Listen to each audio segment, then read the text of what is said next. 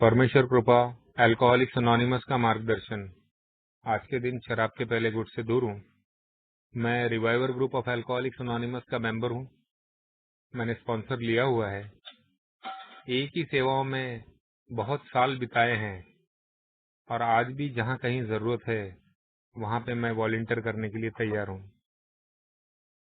आभारी हूँ ग्रुप का जिसने मुझे इस सब्जेक्ट के ऊपर एज अ स्पीकर शेयर करने का मौका दिया।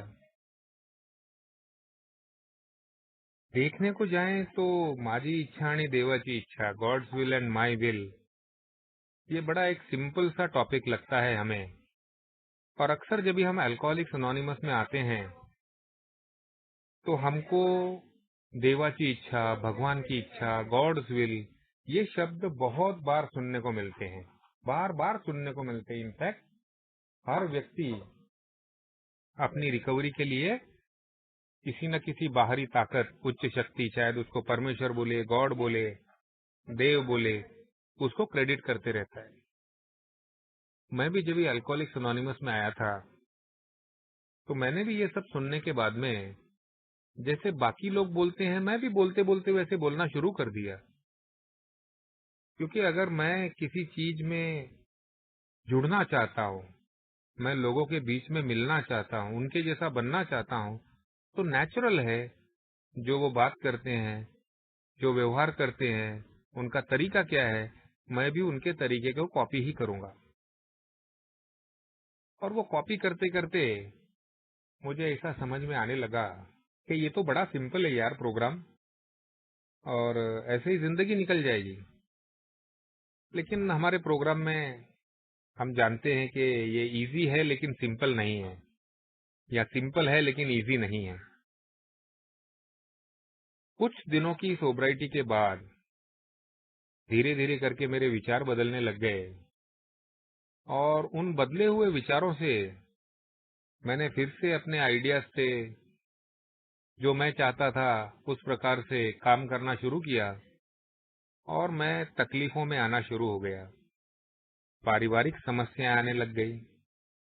जो पहले 8-9 महीने एकदम खुशी खुशी बीते थे, किसी की कोई अपेक्षा नहीं थी, और मैं भी चुपचाप एक अच्छे बच्चे की तरह जो इंस्ट्रक्शंस मिलते थे, जो मीटिंग में सुनता था, वैसा ही करता था।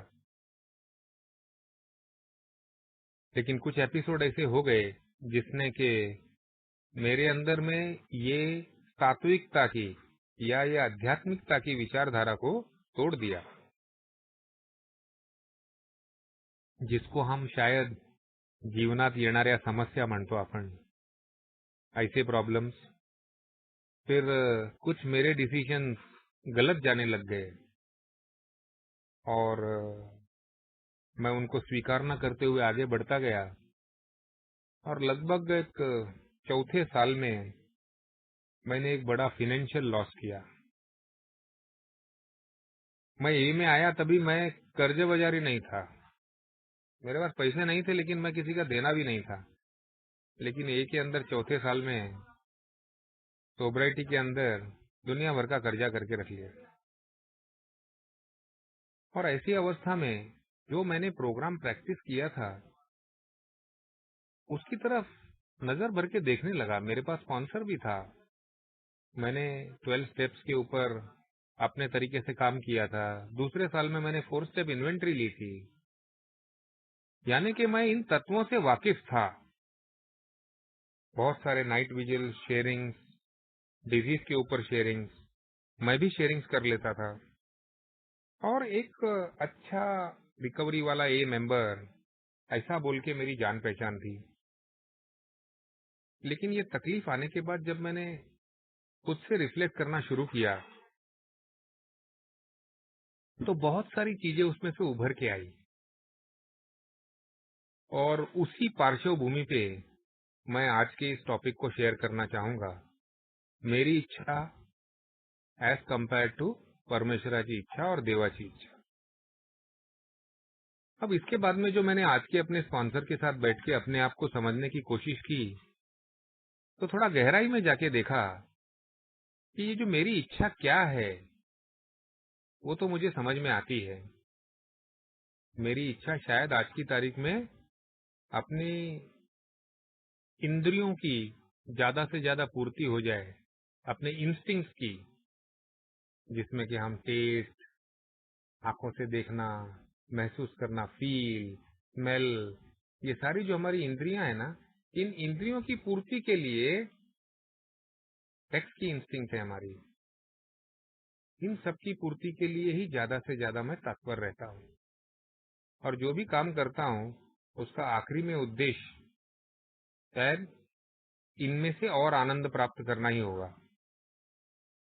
तो मैंने देखना शुरू किया कि मेरी ये जो इच्छा है तथाकथित, जिसको हम बोलते हैं सेल्फ विल रन रैट, तो ये कैसे डेवलप हुई। और आज जो मैं हूँ, ए में आने से पहले जो मैं हुआ था, तो वो क्या था। मुझे जो बचपन के अनुभव अपने याद हैं वो डरावने याद हैं। मेरे घर में अल्कोहलिज्म था, मेरा बड़ा भाई शराब पीता था, और मुझे वो जब नहीं पिया हुआ होता था तो साइकिल पे बिठा के घुमाने ले जाता था। हम लोग भेलपूरी खा के आते थे, आइसक्रीम खिलाता था। और ये सब 40-45 साल पहले, जब मैं 7-8 साल का था, तभी की बातें हैं। तभी थाना कोई इतना बड़ा शहर नहीं था, और छोटा सा हमारे पास एक तालाब पाली होता था, और उसके बाजू में अशोक टॉकीज, प्रभात टॉकीज, बस इतना सा ही थाना सीमित था। लेकिन जब वो पी लेता था तो वो ना तो मुझे घुमाने ले जाता था, ना मेरे से बात करता था। तो ऐसे में मेरे को बड़ी चिढ़ आती थी, और उस छोटे से मन में भी मुझे ये समझ में आता था कि ये जो शराब पीता है, ये इसकी वजह से सारे प्रॉब्लम है। तो शायद शराब से नफरत, यानी किसी चीज से नफरत की हो तो शराब से नफरत। फिर जैसे जैसे समय बीतता गया, मेरे पास जो स्वाभाविक इच्छाएं थी, जो हम सबके पास नैसर्गिक रूप से आती हैं, जवान का टेस्ट की पूर्ति की इच्छा। आप किसी छोटे बच्चे के मुंह को थोड़ा सा गुड़ लगा दीजिए, देखिए वो चाट चाट के खाएगा, बिकॉज वो वो टेस्ट की इंद्री को एक्टिवेट कर देता है। तो ये नेचुरल है। अगर उसी मुंह में थोड़ी सी मिर्ची या नमक लगा दो, तुरंत वो मुंह बिचकाने लगेगा, आगे नहीं आएगा। यानी कि हमारी इंद्रियों को एक ठराविक टाइप का, विशेष टाइप का कुछ अच्छा लगता है, और एक विशेष टाइप का कुछ खराब लगता है। तो ये नैसर्गिक ग्रोथ होती है हमारी। लेकिन कुछ लोगों में बचपन से ही कुछ ऐसे वातावरण के कारण, या उसके परिवार ने उसके ऊपर किए हुए कुछ उपाय, अत्याचार, जो भी हो, जिसके कारण कुछ व्यक्ति ये नैसर्गिक इंद्रियों से, नैसर्गिक इच्छाओं से थोड़ी सी अलग इच्छाएं रखने लग पड़ते हैं। और मेरे साथ में ऐसा ही हुआ। मैं डरा हुआ रहता था, समाज हमारे को नीचा देखता था, बेवड़ा लोग का घर है, बुलाता नहीं था। कोई व्यक्ति, मेरा सरदार जी मिलता था तो मुझसे यही पूछता था, लकी तेरा भाई कैसा है रे, अभी ठीक है ना सब, पिता पिता तो नहीं, लफड़ा तो नहीं करता है ना। और मेरे को ऐसा लगता था कि मैंने क्या गलती किया यार, लेकिन मैं उसको बोल नहीं पाता था। बड़ा बुरा लगता था मेरे को। अंदर से मेरी इच्छा होती थी कि ये मेरे से पूछने वाले के कान के नीचे बजा दूं। तो इच्छा में मैंने समाज को उसी नजर से देखना चालू कर दिया कि जो 4 आदमी मेरे को पूछते थे, 40 आदमी प्यार करने वाले याद नहीं रहे मुझे। मुझे मेरी जिंदगी में अधिकतर नकारात्मक अनुभवों की याद है, और शायद इन्हीं नकारात्मक अनुभवों से मेरी इच्छा की डेवलपमेंट होती गई। मुझे एक समझ में आने लगा, जो कि अक्सर हमारे समाज में होता है, कि अगर अपने पास पैसा होगा ना, तो ये सब लोग सलाम करेंगे। ये अपनी फिल्मों में दिखते हैं, हम लोगों से स्टोरियों में सुनते हैं, बड़ों की बातें होती है तो बच्चे लोग वही सुनते हैं। और मैं भी वही देखता था। मैं 8-10 साल की उम्र में ये समझने लग गया था कि जो अमीर लोग पीते हैं तो उनकी बेइज्जती नहीं होती है, लेकिन गरीब लोग पीते हैं तो उनको बराबर से पॉइंट आउट किया जाता है। तो मैंने जीवन में क्या करना चाहिए, तो मेरे पास सामान्य संकल्पनाएं थी कि मेरे को फैक्ट्रियां डालनी है, चूंकि हमारी खुद की वर्कशॉप थी, तो इसके लिए फैक्ट्री डालनी है, मेरे को अच्छा घर लेना है, मेरे को हमारे गुरुद्वारे का प्रधान बनना है, वगैरह वगैरह। और इन सब चीजों के बावजूद सच्चाई ये रहती थी कि हमारे परिवार में मद्यपान होने के कारण कोई ठौर ठिकाना नहीं था, कोई हमको पूछता नहीं था। पिताजी बूढ़े होते जा रहे थे और भाई तो कुछ काम करने के मूड में था नहीं, वो चोरी चकारी करके बेचता था और रोज के लफड़े झगड़े खून। और ये सच्चाई देखते हुए मुझे हमेशा ऐसे लगता था कि कुछ ना कुछ मेरे को करना पड़ेगा। तो जितना मैं अपने आप को छोटा और कमजोर समझता था, उतना ही मेरे बड़े बड़े काम करने की इच्छा प्रबल होती गई, मेरे सपने बड़े होते गए। और जैसे जैसे मैं देख रहा था कि उम्र बढ़ती जा रही है और कुछ भी ढंग का नहीं हो रहा है यार। इनफैक्ट इसी दौरान 13 बरस की उम्र में तो मेरा स्कूल भी छूट गया। 12 बरस की उम्र में मैं 10वीं में था, तो मेरे को एक घर में बहुत बड़ा झगड़ा हुआ, तो पिताजी ने बोल दिया, लकी आज के बाद स्कूल नहीं जाएगा, तेरे को वर्कशॉप में काम करने का है, हमारे पास पैसे नहीं है तेरे को पढ़ाने के। और मैं अगले दिन सुबह से 7 बजे उठ के काम के कपड़े डाल के सीधा वर्कशॉप में। 4 घंटे के अंदर मैं स्कूल जाने वाला बच्चा चाइल्ड लेबर में कन्वर्ट हो गया, बाल मजूर में। और मैं तभी से मजदूरी करता आ रहा हूँ। ऐसे में मेरे को जो तकलीफें होती थी, मेरी जो अपेक्षाएं भंग होती थी, साधारण अपेक्षाएं भी भंग होती थी। दिवाली में लोगों के पास अच्छे कपड़े होते थे और मेरे पास नहीं होते थे। मेरी माँ कपड़े सी करके घर चलाती थी, मुझे पता है। कई बार, एक बार की बात मुझे याद है, मैं माँ को बोलता था, ये जो अलग अलग चिंदिया है ना, ये सी के मेरे को एक शर्ट बना देना, अच्छा डिजाइन बन जाएगा। यानी कि मेरी इच्छाएं थी, लेकिन ये भी समझ में आ रहा था कि ये कभी पूर्ण नहीं होने वाली है। इसके लिए मैं एकल कोंडा, डरा हुआ और चुपचाप हो गया।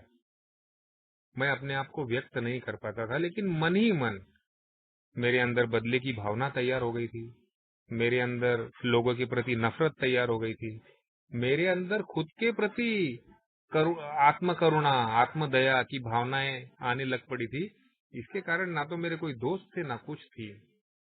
और ऐसे में जब मेरे जीवन में शराब आई, तो शराब ने वो ताकत और वो कन्वर्जन दे दिया, वो बदलाव दे दिया कि मैं अभी अपने विचारों को बोल सकूं, मैं अपनी नफरत को दिखा सकूं, मैं अपनी खुशी को गाना गा के जाहिर कर सकूं। और अब मुझे ऐसे लगने लगा कि ये तो एक बहुत चमत्कारिक चीज है। और जैसे जैसे मैं इसके साथ में एक्सपेरिमेंटेशन में आगे चलता गया और मुलाकातें बढ़ गई, प्रमाण बढ़ गया, दोस्त मिलने लग गए, और इन सब के कारण मैं कुछ बात करके जब लोगों को बता सकता था, तो मेरे को ये लगने लगा कि मेरी इच्छा पूरी करने का ये ताकत का माध्यम है। This is the power. ये वो ताकत है जो मुझे, जो मैं करना चाहता हूं ना, वहां तक लेके जाएगी। ये मुझे यशस्वी बनाएगी, ये मुझे सक्सेसफुल बनाएगी। और इसी का सहारा लेते हुए, क्योंकि तब तक मैं समझ गया था, ना तो मेरा बाप सहारा देने वाला है, ना तो भाई सहारा देने वाला है, कोई भी नहीं है मेरे पास। 2 बहनें हैं, बूढ़ी होती हुई माँ है। अगर मैं नहीं करूंगा तो कुछ नहीं होएगा। शुरुआत में मुझे जो सक्सेस मिलता था, काम करने के बाद पैसा तो मिलता ही है दोस्त, और मैं सारी एनर्जी काम में लगाता था, कमर तोड़ काम करता था। तो शुरुआत को मिलने वाला काम का पैसा और शाबाशी, इसने मुझे वो बूस्ट देना शुरू कर दिया। और उसमें मुझे ये लगने लग गया कि मेरा सोचना जायज है, क्योंकि घर में कोई मुझे रोकने वाला नहीं था। मैं अकेला कमाने वाला हो गया। भले 15 साल की उम्र थी तो क्या हो गया, कमा तो मैं ही रहा था। तो मेरे को स्पेशल ट्रीटमेंट मिलने लग गया। और इन सब सब दौर में मेरी संकल्पनाएं फिट होती गई कि दुनिया कैसी और मुझे क्या करना चाहिए। ये अनुभव से मुझे समझता गया, और छोटे छोटे सक्सेस से मैं इस संकल्पना को और मजबूत करता गया और मजबूत करता गया। तो मेरी विल का डेवलपमेंट शुरू हो गया कि मुझे क्या लगता है, मैं क्या चाहता हूँ, मेरी इच्छा क्या है। और फिर एक बार 16-17 बरस की उम्र में शराबी बनने के बाद, जब रोज का मेरे पास 2-3 हजार रुपया जो कमाई का आता था, और मैं चाहे वहां खर्चा करूं, चाहे जितना घर पे दूं, कोई मुझे पूछने वाला नहीं है, तो फिर जैसे बांध टूट गया था, नैतिकता के दायरे क्रॉस होने लग गए। और जो सामान्य इंसान को अनैतिक लगता था, मुझे अब नैतिक लगने लग पड़ा, क्योंकि वैसे ही मैं समाज से नफरत करता था, लोगों से नफरत करता था। तो अगर जिन चीजों से नफरत करता हूं तो उनकी रूल्स एंड रेगुलेशन को भी तो नफरत करूंगा। हमारे किताबों में लिखा है कि शराबी विद्रोही किस्म के रिबेलियस होते हैं। वो किसी भी कानून को, किसी भी नैतिकता को तोड़ने में हमेशा कोशिश करते हैं। वो जल्दी किसी विचारधारा के साथ जाएंगे नहीं। अगर उनको अच्छा बोलो तो बुरा करेंगे, बुरा बोलो तो अच्छा करने की कोशिश करेंगे। वो विपरीत ही जाएंगे। समाज और अपने परिवार, अपनी सोसाइटी की सेट विचारधारा से विरोध में जाने का प्रयत्न करेंगे। तो मेरी इच्छा हमेशा विरोध में जाने वाली हो गई। मैंने ये पाया कि जो मैं हूं नहीं, वो मैं दिखावे से लोगों को बता सकता हूं। तो मेरी इच्छा ग्रैंडियोसिटी की हो गई, दिखावे पने की हो गई। और किसी ने क्वेश्चन नहीं किया मुझे, तो मुझे वो सच्चा लगने लगा। मेरे पास जो चीज नहीं है, वो चीज मैं दिखाने को कोशिश करने लगा। लोग मानने लगे, बेवड़े लोग थे मेरे यार दोस्तों, मानने लगे। मेरी दुनिया छोटी हो गई थी। मेरी दुनिया मेरे साथ शराब पीने वालों के लोगों के बीच में ही अधिक से अधिक समय जाने लग गया था। बाकी टाइम में वर्कशॉप में काम कर लेता था, दूसरा कोई सोसाइटी था नहीं मेरे पास। और ऐसे में जब भी मेरी शादी कर दी गई, तब तक मेरी ढेर सारी संकल्पनाएं बन गई थी।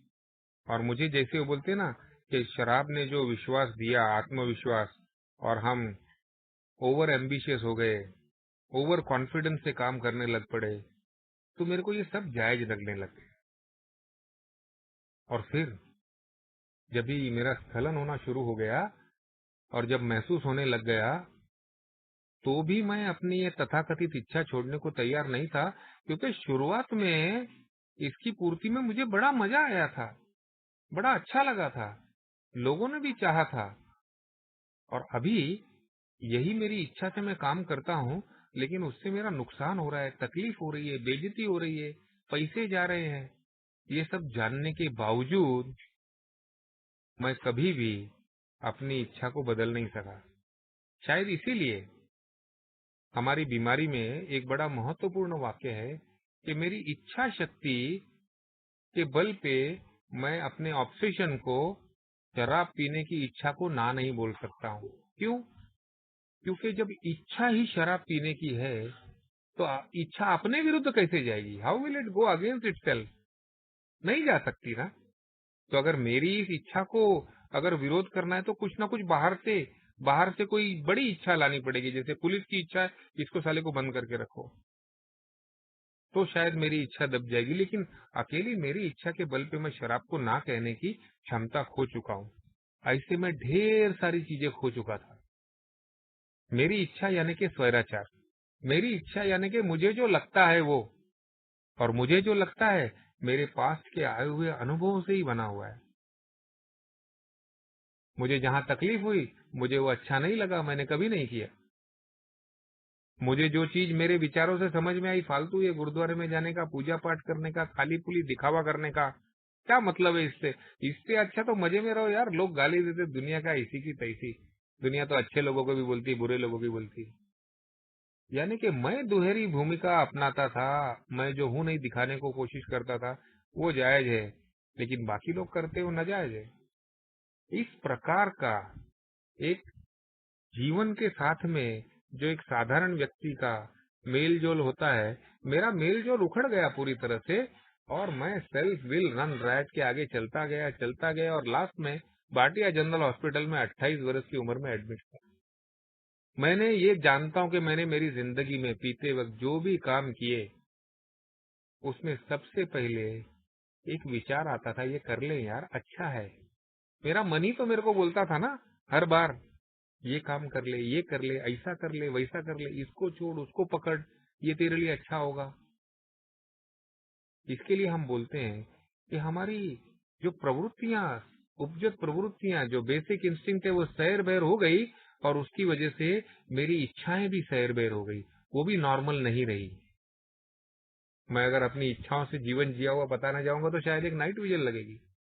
लेकिन मुझे जब ये में आने के बाद में ये समझ में आया कि मैं तो यार जो मैं सोचता हूँ वो हूं नहीं। मैं तो बिल्कुल विपरीत, मैं तो एक शराबी हूँ। और ये शराबीपन में हार स्वीकारे बिगर आगे जा नहीं सकते। और मेरी मदद मेरे से बाहर की ताकत ही कर सकती है। जबकि तब तक मैं ये सोचता था, अरे अपने पे डिपेंड करता है, जिस दिन बोलेगा उस दिन बंद करेगा, अभी तो बंद करने का कोई कारण ही नहीं है। मैं एक बात बता दूं दोस्तों, यहाँ सेल्फ विल से गॉड्स विल में शराब के मामले में कन्वर्ट होने के लिए सबसे महत्वपूर्ण कदम था, वो था इस बीमारी का। बाकी मामलों में शायद मैंने हार नहीं मानी थी, लेकिन जब ये बीमारी सुनी और समझ में आया कि हाँ दोस्त, ये तो सच बात है कि मैं कितना भी ना पीने की इच्छा कर लूं, कितनी भी कम पीने की इच्छा कर लूं, लेकिन मेरी इच्छा नहीं चलती है, मेरी विल पावर नहीं चलती है। और ये बीमारी है, ये इलनेस है, और ये बीमारी मुझे पीने को लगाएगी। मेरी फिजिकल क्रेविंग एक घुट जाने के बाद जागरूक हो जाएगी, और जितना ज्यादा पीऊंगा उतनी ज्यादा प्यास बढ़ जाएगी मेरी।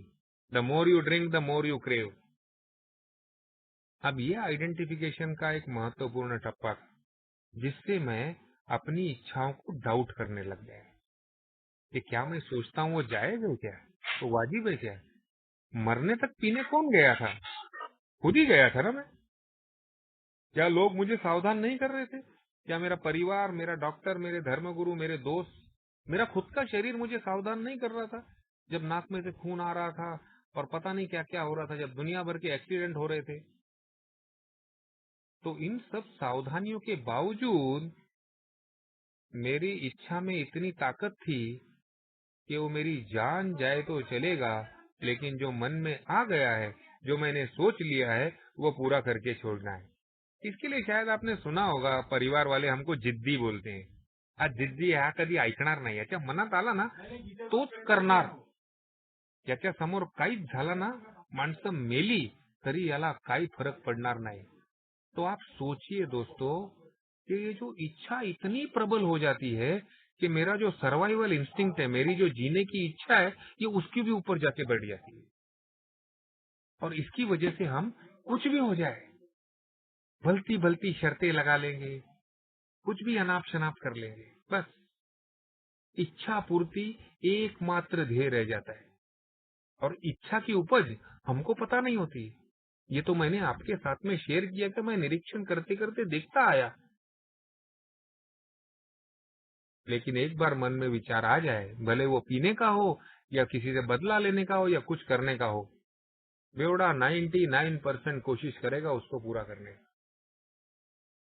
आज बीवी को मारना है, उसको उसकी जगह बतानी है, तो भले वो मर जावे और मेरे को जेल हो जाए या फांसी हो, चलेगा। मेरे को उसकी जगह बतानी, ये मेरी इच्छा है, खत्म। मैं लाचार रहूंगा, मेरे को कल कोई खाना पूछने वाला होगा नहीं होगा, इससे मेरे को कोई लेना देना नहीं, कोई लेना देना नहीं। इतनी प्रबलता से हमारे जीवन पे राज करने वाली हमारी सैर भैर हुई प्रवृत्तियों के कारण उत्पन्न हुई इच्छा, अब अल्कोहलिक्स एनोनिमस में आते ही इसका एकदम विपरीत अनुभव आता है कि मैं मेरा भला नहीं कर सकता है, कोई ताकत मेरा भला करेगी। और तीसरे कदम में, तीसरी पायरी में अपन बोलते हैं, अगर मैं उसको करने दूंगा तो। और उसको करने को देने के लिए मेरे जीवन में काम क्या करना पड़ेगा? मेरे को मेरी इच्छा और जीवन उसके हवाले करना पड़ेगा।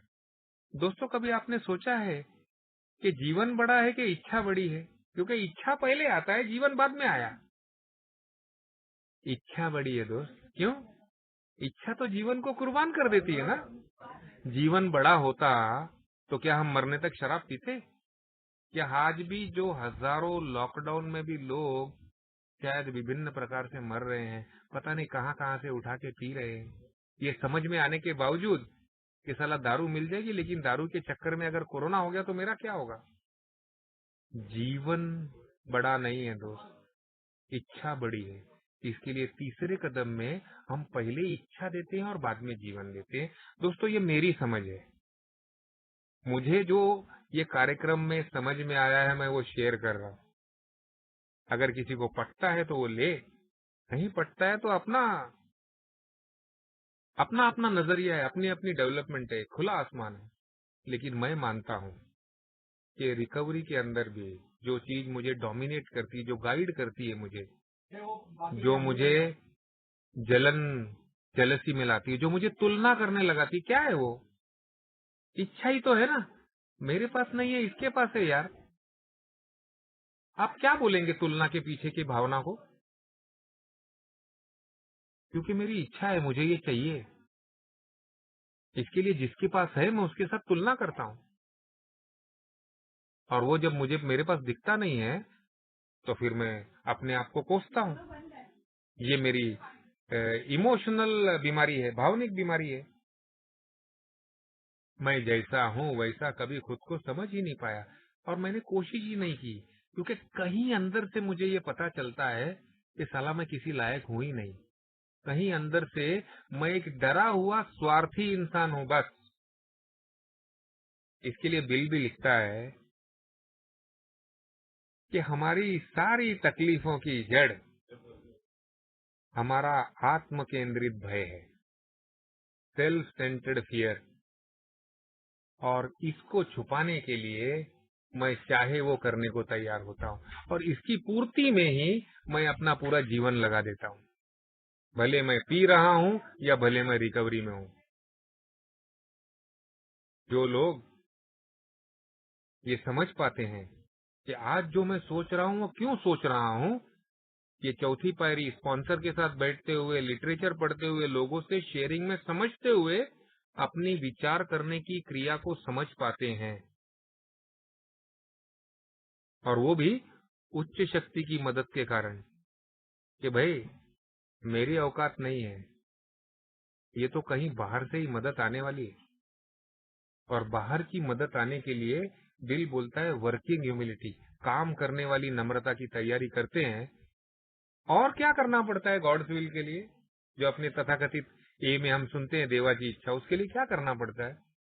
उसके लिए मुझे सबसे पहला जो वाक्य मुझे ए में सुनने को आया था, अपना भेजा चलाने का नहीं, म्हणजे खुद की इच्छा चलानी बंद कर देना। तो खुद की इच्छा अगर चलानी बंद कर देते हैं शुरुआत के दिनों में, तो आप कैसे करते हैं? तो मैंने जब भी अपने ओल्ड टाइमर को पूछा था, देख लकी, भूख लगेगी तो खाना खाएगा ना तू, खाना नहीं मिलेगा तो तू घर में पूछेगा, घर में नहीं होगा तो होटल से खा लेगा, और सब कुछ बंद है तो सबर कर लेगा पानी पी के, जब खाना मिलेगा तो खा लेगा, खत्म। तेरे को नींद आएगी तो सो जाएगा। सब कुछ ये तो नैसर्गिक जो चीजें हैं जो तेरे हाथ में नहीं है। तू क्या अपनी इच्छा से सांस ले रहा है क्या?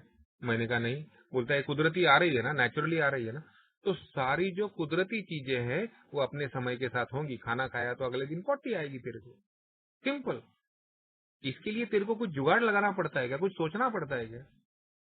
नहीं सोचना पड़ता है। गरीब के भी दिन निकल जाते हैं, अमीर के भी दिन निकल जाते हैं। तेरे को इच्छा कहाँ चलानी पड़ती है? कि जब तेरे मन को लगता है मेरे को ये करना चाहिए, आज मेरे को मीठा खाने का दिल हो रहा है, तो तेरे को इच्छा चलानी पड़ेगी और बोलना पड़ेगा जाके बीवी को मीठा बना। अगर तू नहीं बोलेगा तो तेरे घर में तो साधारण तौर पे खाना बनना ही है ना। तो अपनी इच्छाओं को चलाना बंद करना मतलब भगवान की इच्छा को चलने देना। ये मेरे को शुरुआत का कॉन्सेप्ट मिला, जो कि मुझे समझ में भी आया। मुझे समझ में भी आया कि मेरे पास जो परिवार है, मेरा जो बिजनेस है, मैं जो काम करता आया हूं उस पे जाना है मैंने काम पे। अगर मेरे पास काम धंधा नहीं है तो नॉर्मल लोगों की तरह मुझे काम धंधा ढूंढने में लग पड़ना है। जबकि अगर मेरे पास काम धंधा नहीं होता है तो मेरी इच्छा क्या सोचती है पता? मेरी इच्छा रहती है लकी ये मौका मिला है यार, अभी वैसे भी कोई काम नहीं है, चल ना ये करते हैं। यानी कि मैं शायद कोई कोई एक शॉर्टकट ढूंढता हूँ बाद में। ये साला रेसिंग में, जुगार में, किधर कोई लोचे लवाचे में, किधर कोई गवर्नमेंट का लफड़ा कर ले में, यार किसी किधर भी भिड़ जाए, वैसे भी काम नहीं है। यानी कि अगर मुझे काम नहीं होता है तो मेरी इच्छा साधारण नहीं चलती है। मेरी इच्छा उस मौके का फायदा उठाने की बात करती है। बीवी बीमार है घर में तो चलना, बहुत दिन से अपन वो एरिया में नहीं गए, जाके आते, देख के आते। इच्छा वो रहती है मेरी हमेशा। मेरी इच्छा आत्म केंद्रित इच्छा होती है। मैं सबसे पहले अपना ही भला सोचूंगा, भले मेरी माँ हो, बीवी हो या बच्चे हो, दूसरों का ख्याल मुझे पहले कभी भी नहीं आएगा। इतनी प्रबल है मेरी इच्छा और इतना बड़ा है मेरा डर, जिसकी वजह से बिल ने इसको आत्म केंद्रित डर बोला हुआ है। ऐसा डर कि मेरे स्वार्थ से जुड़ा हुआ है, कि मेरी इच्छाओं की पूर्ति नहीं होगी, मेरे पास पैसे कम पड़ जाएंगे, मेरी तकलीफ हो जाएगी, मेरे को ये हो जाएगा, मेरे को वो हो जाएगा। बीवी बीमार पड़ती है तो उसकी बीमारी की चिंता नहीं होती क्या हुआ, पहला ख्याल आता है साला खाना कहाँ से मिलेगा अभी, दूसरा ख्याल आता है तो नया खर्चा आ गया यार, तीसरा ख्याल आता है अभी बीमार हो गई है, चिड़चिड़ करेगी। ये अगर आप क्रिया से आइडेंटिफाई कर सकते हैं ना, तो दोस्त ये पहला कदम है। ये पहला कदम है जानने का कि मेरे को ये स्वार्थी विचार ही आते हैं। हम जब भी स्वीकार करते ना मैं एक शराबी हूं और घुटने टेकता हूं, तो गॉड्स विल तक जाने से पहले इस नैसर्गिक क्रिया से आने वाले स्वार्थी नकारात्मक विचारों के सामने घुटने टेकने पड़ेंगे खुद ही। अरे साला मेरे को तो ऐसा ही होने वाला है, यानी कि पल पल अपने विचारों को देखना पड़ेगा कि ये साले आ कहां से रहे हैं। खुद का निरीक्षण करना पड़ेगा, चौथी पायरी लेने से पहले ये काम करना पड़ेगा, यूटिलाइज करना पड़ेगा।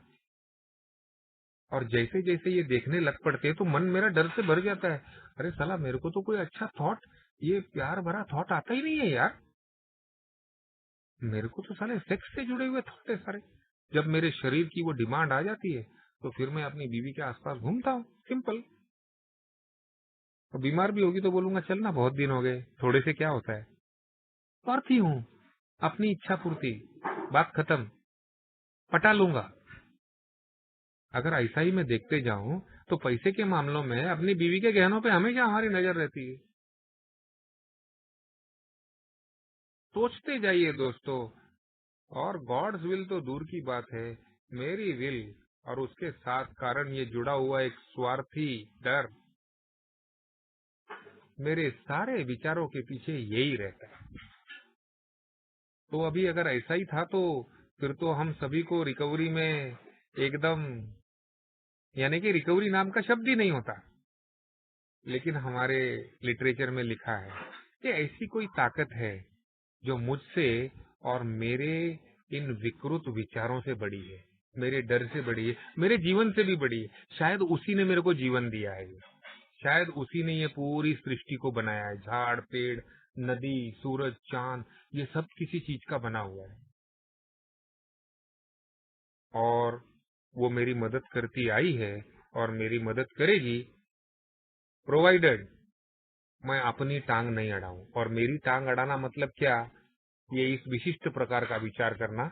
इसके लिए आपने कई बार सुना होगा कि शुरुआत में हम स्पॉन्सर को क्या बोलते हैं, हम ये बोलते हैं कि उसका मन स्वस्थ हो गया, पहले मेरे जैसा था, मेरे जैसा स्वार्थी और डरा हुआ इंसान था, मेरे जैसा बीमार था।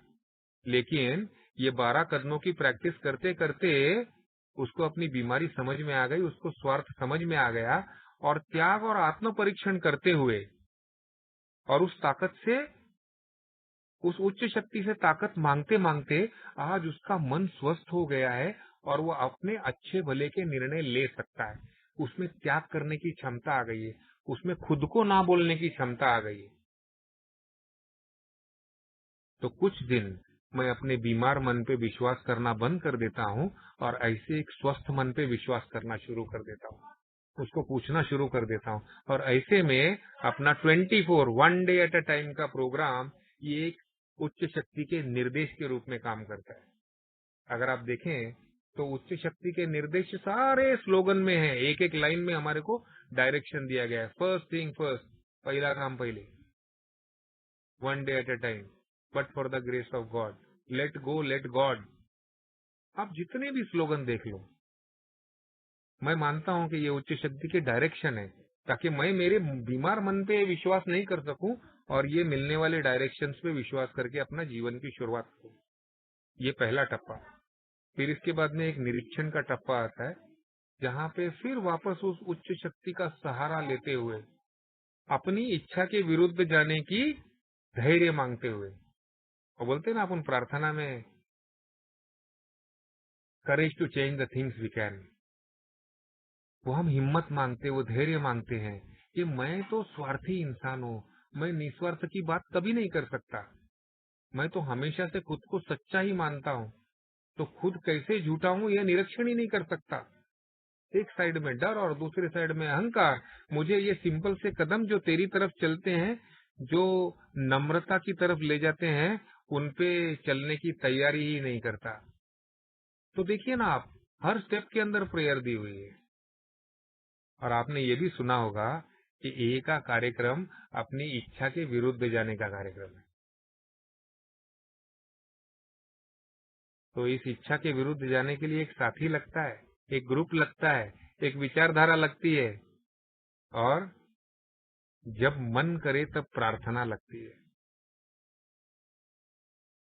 और जब इन कदमों पे चलते हुए मैं समझने लग पड़ता हूँ कि यार मैं जो ऐसा हूँ ना, इसका कारण यहाँ यहाँ ऐसा है।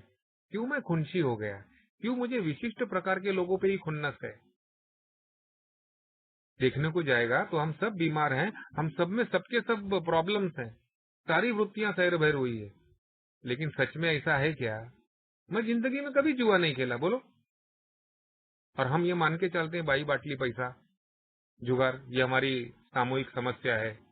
सामूहिक समस्या होती है, लेकिन शायद मेरे में वो न्यूनगंड ज्यादा है, किसी में वो न्यूनगंड कम होगा। तो मुझे अचूकता से exact nature of our wrong लिखा है दिल ने। और जब भी वो एग्जैक्ट नेचर ऑफ रॉन्ग समझ में आने लग पड़ता है, तो मुझे पता चलने लग पड़ता है कि जनरलाइज नहीं करना है यार। खुद को हर दिशा में कोसने में कोई मतलब नहीं है। ये असेट लायबिलिटी सिचुएशन है, जिसको मैंने निरपेक्षता से देखना है। और बात यहाँ पे क्या है, पांचवें कदम में अपनी सीक्रेट की। मैंने अपनी वो सच्चाइयां जो किसी को नहीं बताई है, वो खुद से admitted to God, to our self and to another human being. देखिए, तीसरे कदम में हमने अपनी इच्छा का त्याग किया, ये जानते हुए कि मेरी इच्छा तो पी पी के मरने की है। अगर बचना है तो किसी और की इच्छा पे चलना पड़ेगा। सिंपल। शेष जो लोग हमारे इस सिंपल रास्ते पे चल नहीं पाते हैं या आते नहीं है, उनकी इच्छा उनको पीने को और मरने को लगाती है। जिसकी वजह से हम बोलते हैं ना, अल्कोहलिक्स एनोनिमस का रिकवरी रेट क्या है यार? 100 आदमी आते हैं तो उसमें से 15 से 20 भी एक साल पूरा नहीं कर पाते। और फिर 2 साल, 5 साल, 10 साल देखो तो साला 2-4 आदमी ही दिखते हैं। क्यों ऐसा? क्योंकि शायद पीने के मामले में नहीं, लेकिन बाकी मामलों में हम हार नहीं मानते यार। मरने वाले जुनूनी लोग हैं हम। ये बीमारी ऐसे ही नहीं घातक हो गई यार। अगर इतनी सिंपल ये बीमारी होती तो क्या आज लाखों लोग मरते क्या? नहीं मरते। तीसरे कदम पे मैंने अपनी ये जानलेवा इच्छा छोड़ दी। और 11वें कदम का प्रवास जब भी मैं करता हूँ, तो 11वां कदम एक दूसरे स्तंभ की तरह है। तीसरा कदम एक पहला स्तंभ है और 11वां कदम दूसरा स्तंभ है, और इसके बीच में जो पुल है ना, वो बाकी के 4, 5, 6, 7, 8, 9, 10 पायरियों से बना हुआ है। यानी कि मैं सेल्फ विल से गॉड्स विल, परमेश्वर की इच्छा तक पहुंचने में इन टप्पों को पार करता हूँ, इन पे काम करता हूँ, इनको समझता हूँ।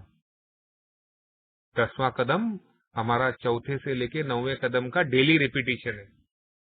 तो सोचिए, मेरे जैसे बीमार आदमी को कितना काम करना पड़ता है परमेश्वर की इच्छा को मानने के लिए। क्यों? क्योंकि ये भ्रामक बीमारी है। ये भ्रामक बीमारी मेरे को मेरी इच्छा को ही घुमा फिरा के परमेश्वर की इच्छा बोल के दिमाग में डालने वाली है। इसके लिए इसको फसवा आजार सांगितलं गेलं है। दूसरा कुछ फसवा नहीं है। मैं दुनिया को फंसाता हूँ पैसे के लिए, उसमें फसवा भाग नहीं है। मैं ही खुद को फंसाता हूँ कि मैं जो सोच रहा हूँ ना, ये तो भगवान की इच्छा है यार। पीना बंद होने से ये विचार बंद नहीं होते। पीना बंद करना सोब्राइटी की शुरुआत है, लेकिन रिकवरी नहीं है। रिकवरी, हम मानते हैं ऐसा कि जब तक व्यक्तिमतों में आमूलाग्र बदल नहीं आता है, तब तक हम खुशी खुशी अपनी शराब पीने की इच्छा से दूर नहीं रह पाते। तो 11वें कदम तक जाते जाते मैं अपने आप को शायद समझ चुका होता हूँ, और फिर इतना अनुभव लेते हुए ये अनुभव आपको 3 महीने में भी आ सकते हैं। इसके लिए जरूरी नहीं 25 साल वेट करना पड़े।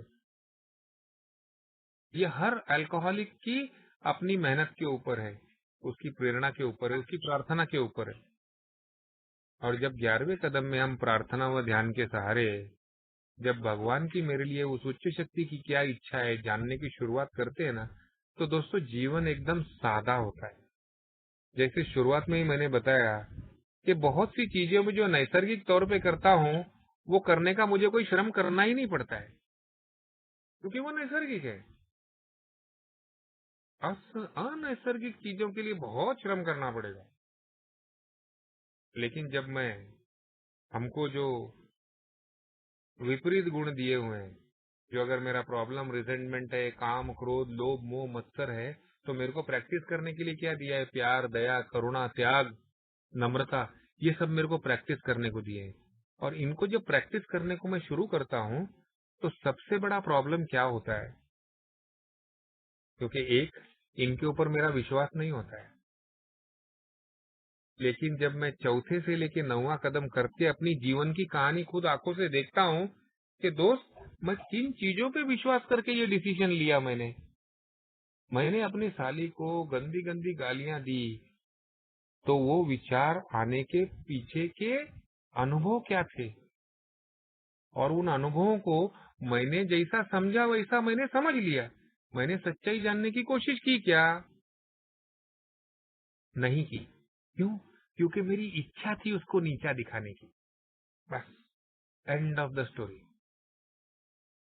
तो आज जब भगवान की इच्छा सुनने के लिए ये सारी आवाजें तो बंद करनी पड़ेगी ना, इसके लिए माफी मांगने का हमको प्रोग्राम पहले दे दिया 6वां 7वां कदम। और उसमें ही बता दिया कि हमको अपनी जिम्मेदारी लेनी पड़ेगी। बड़ा कठिन काम है दोस्तों, लेकिन संभव है, नामुमकिन नहीं है। तो हम एक बात सुनते हैं हमेशा कि ए में आइदर यू ग्रो और यू गो। या तो तुम आगे प्रगति करते हो या फिर तुम स्खलित होते हो, तुम ढलते जाते हो। तुम कभी भी अल्कोहलिक्स एनोनिमस में प्रोग्राम प्रैक्टिस करके एक जगह स्थिर नहीं रहते हो। स्थिरता नहीं है। तुम हमेशा गिरने वाले विचारों में हो। इसके लिए तुमको हमेशा प्रगति करती रहनी है। और हमारे लिए प्रगति क्या है? किसी ने बिल को पूछा था कि भाई अल्कोहलिक्स एनोनिमस के रिकवरी प्रोग्राम में हम प्रगति कैसे देखें? क्या कितने सालों से देखें, या एक ही सर्विस से देखें, या क्या देखें? और इसके लिए हमको करना क्या पड़ेगा? कितना दूर जा सकते हैं हम शराब से? तो उसने कहा जो प्रगति, जो ग्रोथ मिलनी है ना, वो growth is 11 step. 11 step is step of growth. यहां से ही मेरे को आगे बढ़ने का रास्ता है। फिर बोलता है कि तुम और तुम्हारा परमेश्वर यार कितना त्याग कर सकते हो, कितना उसकी इच्छा से चलने की कोशिश कर सकते हो, और कितना उसमें आनंद प्राप्त कर सकते हो। और जब भी आपको ये आनंद आपकी शराब पीने के बाद में मिलने वाले आनंद से ज्यादा लगने लग पड़ेगा ना, तो आप ऑटोमेटिक इसके ऊपर चलने लग पड़ोगे। आपको समझ में आने लग पड़ेगा। और इसके लिए ही प्रोफाउंड पर्सनालिटी चेंज बोला है कि जो व्यक्ति थप्पड़ मार के अपनी बीवी से दूध के बच्चों के पैसे छीन के दारू पीता है, वो रिकवरी में आने के बाद में अगर उसको ऐसा महसूस होता है कि मेरे खीसे में कुछ पैसे हैं और सामने वाले को जरूरत है, तो वो गरीब होने के बावजूद भी कुछ थोड़ी सी उसमें मदद करने की कोशिश करता है। ये प्रोफाउंड पर्सनालिटी चेंज है। जो व्यक्ति खुद का ख्याल नहीं रख पाता है, मरने तक पीने को लगाता है खुद को, वो आज खुद का ही नहीं अपने परिवार का भी ख्याल रखने की बात करता है। बिकॉज वो समझता है ये परिवार मेरे को भगवान ने दिया। क्या मैंने अपने माँ बाप चुने? क्या नहीं चुने। इट वॉज गॉड्स विल कि मैं सरदार जी घर में पैदा होऊंगा, इंडिया में थाना में पैदा होऊंगा, महाराष्ट्र में।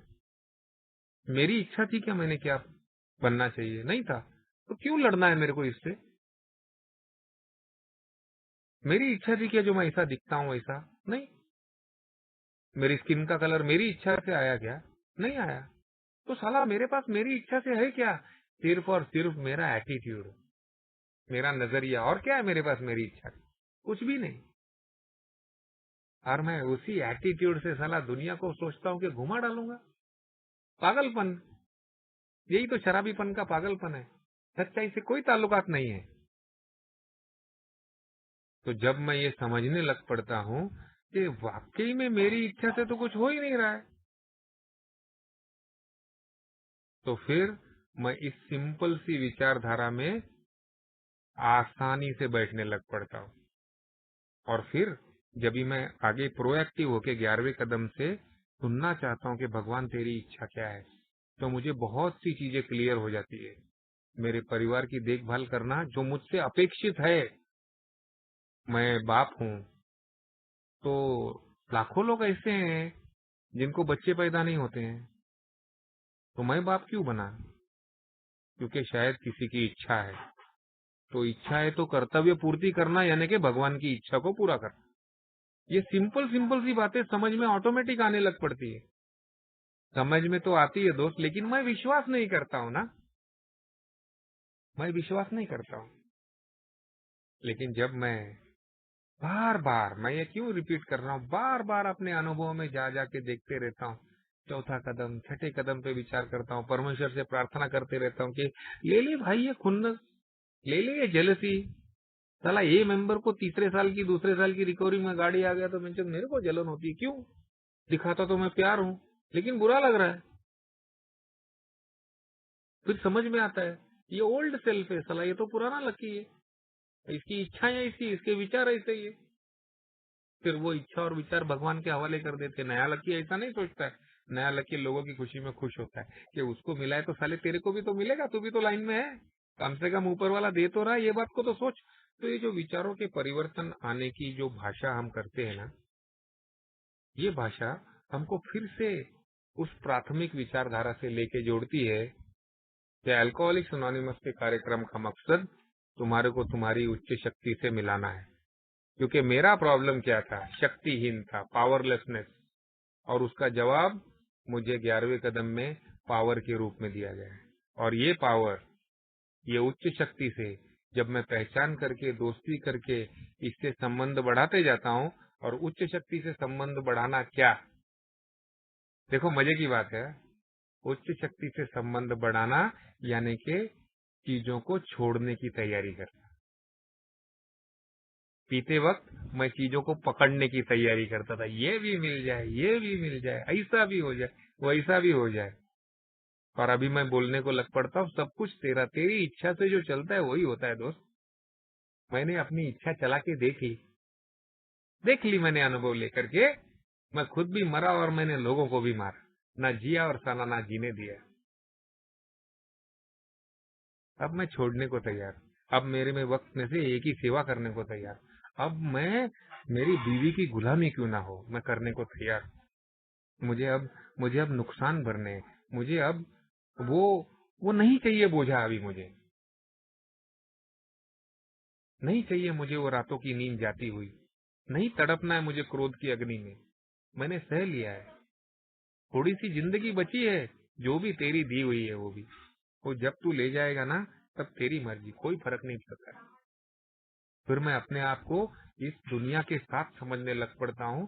कौए चिड़िए क्या पैदा होते हैं, क्या मरते हैं, कोई किसी की अर्थी उठा के ले जाता है देखा है क्या? किसी का बर्थडे होता हुआ देखा है क्या? ये कुदरती है, नेचुरल है। फिर शायद वो दार्शनिकता की भूमिका आने लग पड़ती है, मन ठीक होने लग पड़ता है और मैं सृष्टि के साथ एक होने लग पड़ता हूँ।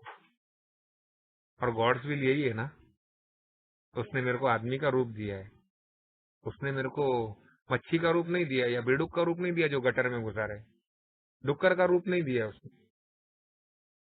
परमेश्वर की इच्छा ये है कि मैं आदमी बना हूं तो आदमी जैसा रहूं। अगर मैं भारत में पैदा हुआ हूं, भारतीय संस्कृति मेरे पे हुई है, तो परमेश्वर की इच्छा है कि मैं उस संस्कृति का बाकी लोगों की तरह इज्जत सम्मान करूं। भले कई जगह पे मेरे विचार नहीं मिलते, लेकिन दुनिया के साथ मैं अलग कौवा बनने की कोशिश न करूं। अलग कौवा बनने का, अलग तार ढूंढने का मेरी इच्छा, बाकी लोगों के साथ में मैं एक हूं, वो परमेश्वर की इच्छा। तो ऐसा छोटी छोटी चीजों से अपने वायदे पूरे होने लग पड़ते, जो 9वें कदम के बाद दिए हुए ना, 9वी पायऱ्यानंतर दिलेले प्रॉमिसेस। सोच के देखिए आप दोस्तों। ये क्यों होते हैं? आज 25वें साल में हूँ, क्या ये मैं मेरी इच्छा से हूँ क्या? मैं मेरी इच्छा से नहीं हूँ। मैंने हजार लोगों ने मेरी मदद की है। कईयों ने मुझे हाथ पकड़ के निकाला हुआ है तकलीफ में से, साथ में बैठ के निकाला हुआ है, पीठ थपथपाई है, रात बेरात फोन पे अवेलेबल रहे हैं, निस्वार्थता से प्रेम किया है। आज मैं जो कुछ भी हूँ उसमें मेरी कृति कुछ भी नहीं है। अगर हो सकती है मेरी कृति, अगर मैं बोलूं, तो शायद परमेश्वर की कृपा का स्वीकार, और इच्छा न होने के बावजूद भी इस समूह के साथ, इन लाचार लोगों के साथ, इन हारे हुए लोगों के साथ जुड़े रहने की इच्छा। इससे ज्यादा मैंने कुछ भी नहीं किया। बाकी चीजें तो होती गई ना दोस्त, होती गई। मैंने खाली उस होने का विरोध नहीं किया। नैसर्गिक होने वाली चीजों का विरोध करना यानी कि अपनी इच्छा चलाना, ये मेरी समझ।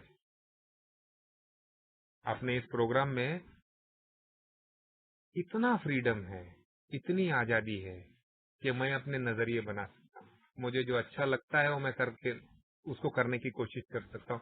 जो नहीं लगता है कोई बात नहीं, कोई जोर जबरदस्ती नहीं है।